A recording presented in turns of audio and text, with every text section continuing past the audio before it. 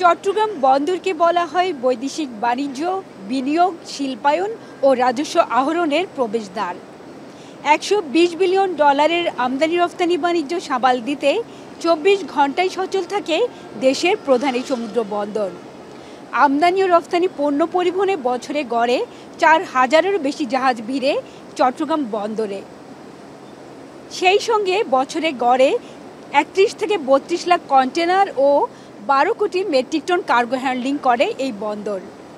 বিশাল এই কর্মযোগ্য সামাল দিতে কতটুকু ডিজিটাল হয়েছে চট্টগ্রাম বন্দর, আর ব্যবহারকারীরাই বা কতটুকু সুফল পাচ্ছেন, আজ তুলে ধরব সেই চিত্র। বন্দর থেকে পণ্য নিয়ে জাহাজ ভিড়ার পর শুরু হয় কর্মযজ্ঞ।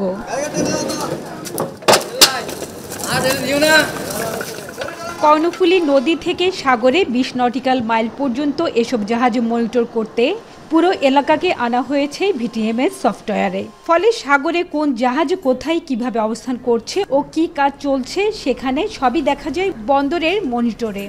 এছাড়া জাহাজ থেকে কন্টেইনার নামানো হয়েছে কিনা, কোন ইয়ার্ডে কন্টেইনার রাখা হয়েছে, সবই বর্তমানে জানা যাচ্ছে অনলাইনে। এবার আসি কন্টেইনারে। বছরে 30 থেকে 32 লাখ কন্টেইনার হ্যান্ডলিং হয় দেশের প্রধান এই বন্দরে। 2021 সালে স্বয়ংক্রিয় কন্টেইনার ব্যবস্থাপনা সিটিএমএস চালু করে চট্টগ্রাম বন্দর। এই ব্যবস্থাপনায় নতুন সংযোজন টার্মিনাল অপারেটিং সিস্টেম টস। কথা ছিল এই সিস্টেমে জাহাজ থেকে কন্টেইনার লোডিং, আনলোডিং, ইয়ার্ডে কন্টেইনার স্থানান্তর, ট্র্যাকিং, ডেলিভারি, গেট কন্ট্রোল সহ সব কাজই অনলাইনে হবে। তবে প্রশ্ন হচ্ছে, প্রকৃত অর্থে কতটুকু ডিজিটাল হয়েছে বন্দরের এসব সেবা? একটা সময় ছিল টসে আমরা কন্টেনার লোকেশন দেখতে গিয়ে অনেক মিস লোকেশন পেতাম, অনেক সময় অনেক কন্টেনার লোকেশন খুঁজে পাওয়া যেত না। কিন্তু বর্তমানে এই সমস্যা অনেকাংশে দূরীভূত হয়ে গেছে। এই ক্ষেত্রে আমি মনে করি যে চট্টগ্রাম বন্দর ডিজিটালাইজেশনের ক্ষেত্রে অনেকখানি এগিয়ে গেছে। পণ্য আনা নেওয়ার কাজে এই বন্দরে প্রবেশ করে বছরে 23 থেকে 24 লাখ গাড়ি এবং 50 লাখেরও বেশি মানুষ। গেটে টোল পরিশোধ, যেটিতে পণ্য নিয়ে বিপুল এ গাড়ির চলাচল নিয়ন্ত্রণ হয় ভেহিকেল কন্ট্রোল ম্যানেজমেন্ট সিস্টেমে। এতে সময় ও ভোগান্তি কমছে ব্যবসায়ীদের। তবে পুরোপুরি সুফল মিলছে না ওয়ান স্টপ সার্ভিসের।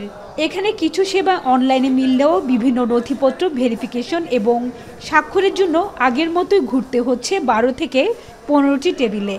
এতে সময় ক্ষেপণের পাশাপাশি হচ্ছে ভোগান্তি। সেই পুরানো আমলের যে কাগজপত্র নিয়ে এখনো দৌড়াদৌড়ি, সেটা কিন্তু এখনো আছে।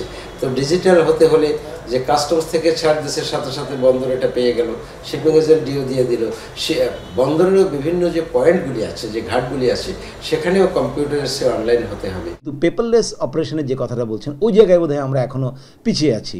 কারণ টস বা অ্যাসেগুলো এসছে, কিন্তু আমরা দেখতে পাচ্ছি কাগজপত্রের যে বহর, সেটা আগের চেয়ে কোনো অংশে কমেনি। এখনও সেই কাগজপত্র জমা দিতে হচ্ছে, এখনও স্বাক্ষর, সিল এবং এই যে ফর্ম্যালিটিসগুলো পেপার সাবমিশন রিলেটেড, এগুলো কিন্তু এখনও আগের মতোই রয়ে গেছে। বরং দু এক জায়গায় হয়তো আবার টস বা সিটিএমএস রিলেটেড কাগজপত্র দিয়ে একটা বেশি সাবমিট করতে হচ্ছে। শিপিং এজেন্টরা বলছেন এখনও 50% খোলা পণ্য বন্দরের ইয়ার্ড থেকে ডেলিভারি দেওয়া হয়, যা বন্দরের গতিশীলতা ও ডিজিটালাইজেশনের অন্যতম বাধা। যখনই ডেলিভারি কোনো কারণে একদিন দুদিন বা কোনো বন্ধের কারণে বন্ধ থাকে, তখন ইম্পোর্ট জট হয়ে যায় এবং জাহাজ আসলে তখন ডিসচার্জিংটা একটা বড় চ্যালেঞ্জ হয়ে যায়। চিটং পোর্ট এখন একটা মেজরিটি অফ ইম্পোর্ট কন্টেনার্স নিজেরা অপারেট করে, যেটা unlike other part of the world. Container কিন্তু সারা পৃথিবীব্যাপী ইম্পোর্ট কন্টেনার এসেই টার্মিনালের বাইরে চলে যায়।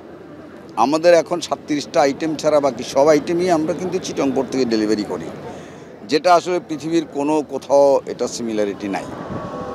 আগামীতে 150 বিলিয়ন ডলারের আমদানি রফতানির চাপ সামলাতে হবে চট্টগ্রাম সমুদ্র বন্দরকে। বাতারবাড়ি গভীর সমুদ্র বন্দর, বে টার্মিনাল, ইকোনমিক জোন সহ বাড়ছে পরিধি। তাই অত্যাধুনিক আইটি সিস্টেমের সংযোজনের পাশাপাশি বন্দরের জনবলকে আরও প্রশিক্ষিত করার আহ্বান ব্যবসায়ীদের।